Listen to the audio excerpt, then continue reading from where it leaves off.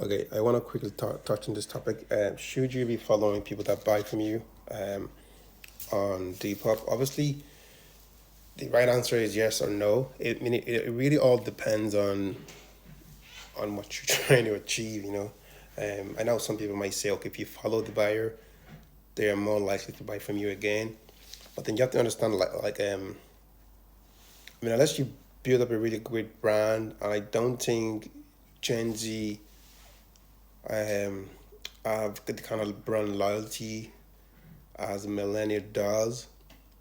So, I think it's about the individual product. And if you got a really good, if they know that you've got great items always, that they can always depend, you have great items. Um, but I wouldn't go as far. I've done both. So I've done as far as following people on Depop and seeing if that increased sales.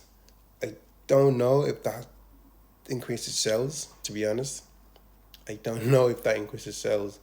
Um, I just think it's just to, I just my just approach is just to focus on each individual product and try to get as much product listed. The more listing you do, the more product you're gonna sell. Um, let's just say give and take, you might sell 10% of your inventory, and also the way Depop works is you need to refresh. You need to refresh the old items that you posted. So if you posted an item on Depop and it's been sitting for 2 months, you need to refresh, click edit, and just and it brings you back to the top of the page. And also there's also other applications you can use or that can do that for you. I'm not gonna mention that here, but if you're interested, let me know. So that auto refreshes that for you, and it just does the you can list 1,000 product on Depop, and it just automatically just refreshes it for you. You know, so um, following customers. For me personally, I just want to sell. That's all that matters. I know sellers that not on Depop, but I don't. Yeah, I do know a few sellers on Depop actually that they're only following three or four, five accounts, but they've got really great product and their branding is on point.